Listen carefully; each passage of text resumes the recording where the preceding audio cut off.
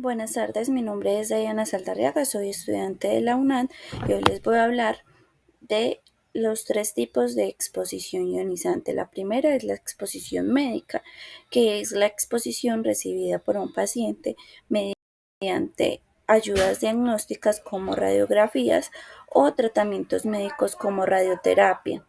Esta radiación debe ser justificada. Se debe poner en una balanza las consecuencias o beneficios que esta exposición le trae a un paciente. También hay unas responsabilidades de los titulares de registro y licencia, que es no administrar ningún tipo de exposición a un paciente por medio de ayudas diagnósticas, a no ser de tener la orden de un facultativo médico. También este facultativo médico se debe hacer responsable de la seguridad del paciente mediante dicha exposición. Estos son algunos ejemplos de exposición médica. Esto es una radiografía de tórax y esto es un procedimiento de radioterapia. En radiografía de tórax tenemos 100 minisieverts que se le exponen a un paciente, y en la medicina nuclear este tipo de exposición varía según el tipo de tumor que tenga el paciente.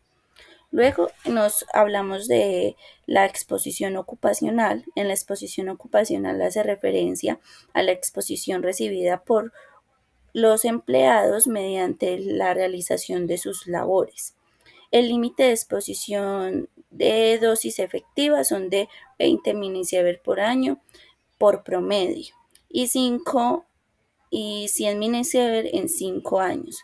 La dosis individual mide el equivalente de las dosis de cada empleado.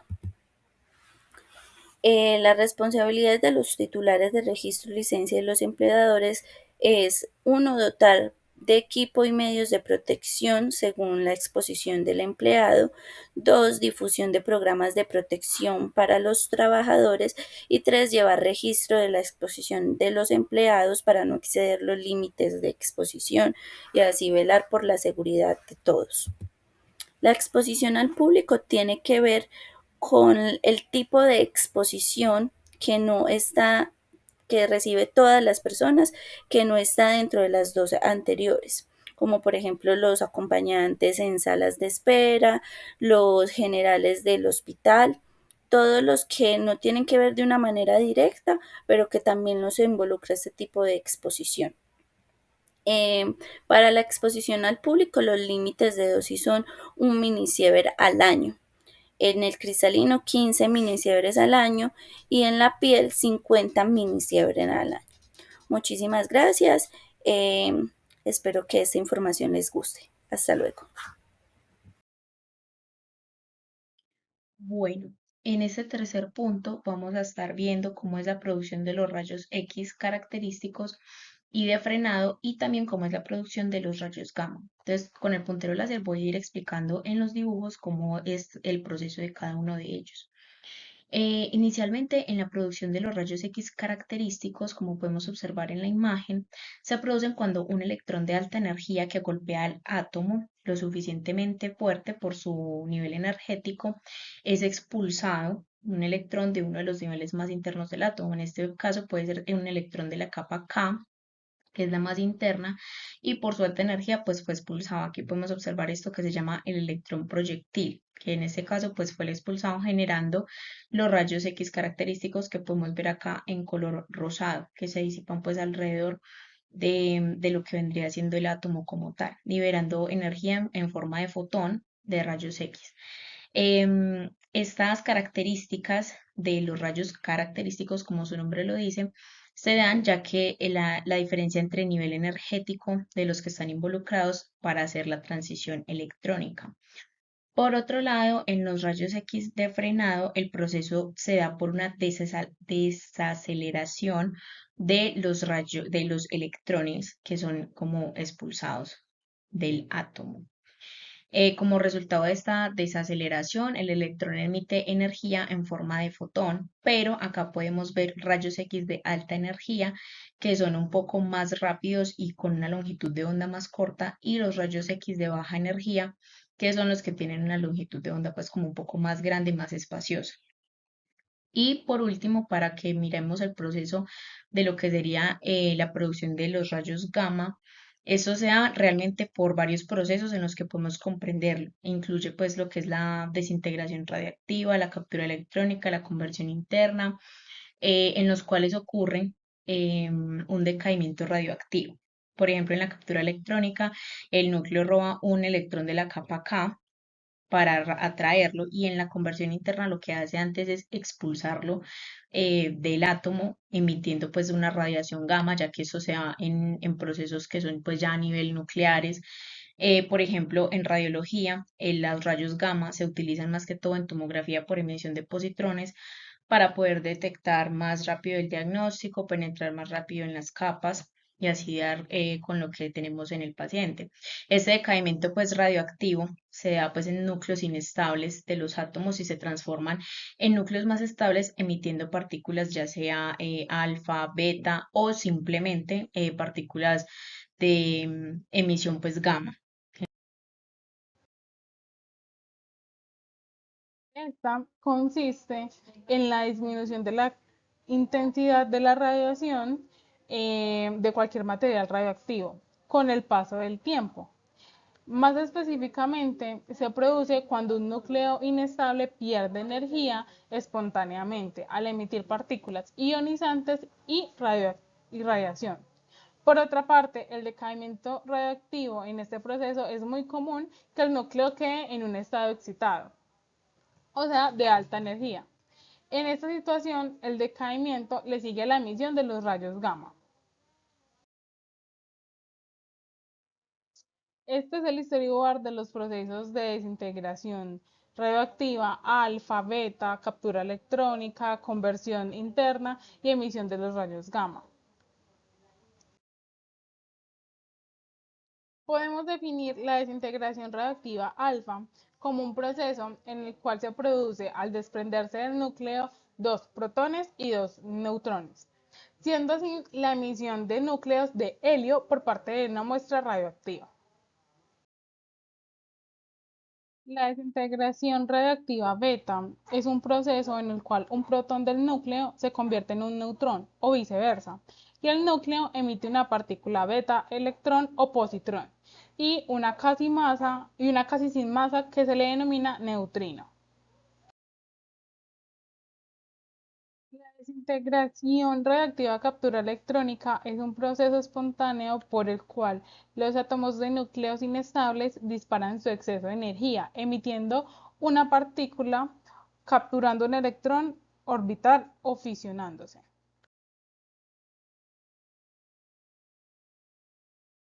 La conversión interna es otro proceso electromagnético. Esta puede ocurrir en el núcleo y compite con la emisión gamma.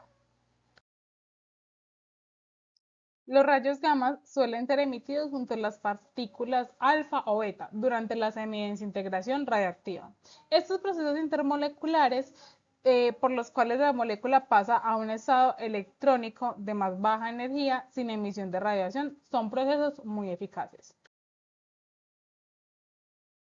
El flúor decae en oxígeno 180 estable con un periodo de semidesintegración de 110 minutos mediante la emisión de positrones, con una energía máxima de 364 keV. Esta seguida de una radiación de aniquilación de positrones de 511 keV. El yodo 131 se obtiene por fisión de uranio 235 en un reactor nuclear. El yodo 135 tiene un periodo de semidesintegración de 8,02 días. Decae a xenón 131, estable, emitiendo cierta radiación gamma con energías de 365 keV, o sea el 81,7%, 637 keV, o sea el 7,2%, y 284 keV, que vendría siendo el 6,1%. Y las radiaciones beta de energía máxima de 606 keV. El decaimiento del tecnecio 99M se produce mediante el bombardeo del molibdeno 98. Este con neutrones del 99 M restantes decae con una semidesintegración de 66 horas a un estado metastable de TC. Gracias. Bueno, a continuación daré explicación a la actividad número 7. Nos dice, tenemos una población de 5.000 núcleos radioactivos de flúor 18 y se sabe que su constante de desintegración es de lambda igual a 1050 por 10 a la menos 4 segundos a la menos 1. Bueno, para entender el problema es importante precisar que esta constante de desintegración significa la probabilidad que tienen los núcleos de desintegrarse en un determinado tiempo. Si bien no podemos predecir en qué instante determinado se va a desintegrar una totalidad de núcleos, ni tampoco en qué instante se va a desintegrar un determinado núcleo, este número nos brinda una probabilidad, es decir, si tenemos en este caso 5.000 núcleos radioactivos de flúor, no podemos predecir de que en 2 horas se van a desintegrar en su totalidad, no, sino que esta constante desintegración nos brinda una probabilidad de más o menos en cuánto tiempo se podrían ir desintegrando estos núcleos. A continuación tenemos cuántos núcleos de flúor quedarán aproximadamente al cabo de 220 minutos. En esta parte lo que se procede a realizar es, primero, es importante tener en cuenta que se deben de tener todas las unidades en una misma medida. Como lambda, es decir, la constante de desintegración está en segundos a la menos 1, está convertida en segundos, es importante convertir los 220 minutos a segundos, que serían aproximadamente 13.200 segundos. Al realizar esta operación nos da como resultado que tenemos 5.000 por Euler elevado a menos lambda, que sería la constante de desintegración, por 13.200 segundos. Como resultado tenemos que nos da 1.250 núcleos, es decir, que al cabo de 220 minutos quedarán 1.250 núcleos de flúor. Bueno, en esta segunda parte tenemos que en cuánto tiempo deberá pasar para que la población inicial se redujera a una cuarta parte. Listo, entonces con esta planteamos esta ecuación y este n sub 0, que sería el número de núcleos iniciales, lo pasamos a esta parte a dividir para cancelar con el número de núcleos también iniciales. Ya en esta parte estaría pues colocado en la parte del denominador y se podría cancelar. Nos quedaría un cuarto es igual a Euler elevado a menos lambda por el tiempo. En esta ocasión nos interesa despejar tiempo y utilizamos las propiedades de los logaritmos, que sería logaritmo natural de un cuarto es igual a menos lambda por t por logaritmo natural de Euler, que sabemos que esto significa que esto es igual a 1. Luego despejamos c, nos quedaría logaritmo natural de un cuarto dividido menos lambda, que es igual al tiempo. Logaritmo natural de un cuarto nos da menos 1.386 y menos lambda, que como baja con el signo negativo nos quedaría menos 1.050 por 10 a la menos 4, que es el dato que teníamos en el punto anterior, y nos daría aproximadamente 13.200, que esto es equivalente a 220 minutos. Es decir, que transcurrirían 220 minutos para que una población de 5.000 núcleos se redujera a una cuarta parte. Cordial saludo, mi nombre es Daisy Durán Buitrago, estudiante de la Universidad Nacional Abierta a Distancia. Hago parte del grupo número 9 del curso de Radiobiología y Radioprotección. En este video trataremos el tema de desintegración radiactiva y presentaremos algunas soluciones a ejercicios. El enunciado que tenemos para este ejercicio nos dice que tenemos una muestra de tritio isótopo radiactivo de hidrógeno de 500 gramos, la cual contiene 2.000 núcleos. El periodo de desintegración del tritio es de 12.3 años. ¿Qué significa esa cifra de 12.3 años? Esta cifra significa el tiempo de vida media que tiene el tritio. ¿Qué significa tiempo de vida media? Es el tiempo que transcurre para que una actividad se reduzca a la mitad. En el caso del tritio, al pasar por esta desintegración radiactiva, se transforma en litio. Calcular la actividad de esa muestra en la actualidad. Primero sacamos los datos conocidos. Tenemos una masa de 500 gramos, tenemos 2000 núcleos, nos dieron un tiempo de vida media de 12.3 años, los cuales en el siguiente paso los pasamos a segundos para que coincida con las unidades de lambda que se dan desintegraciones por segundo. Acá para hallar lambda usamos esta fórmula que lambda es igual al logaritmo natural de 2 sobre el tiempo de vida media. Esto nos queda igual a 0,6.93, que es el valor del logaritmo natural de 2 sobre el tiempo de vida media que lo hallamos anteriormente acá.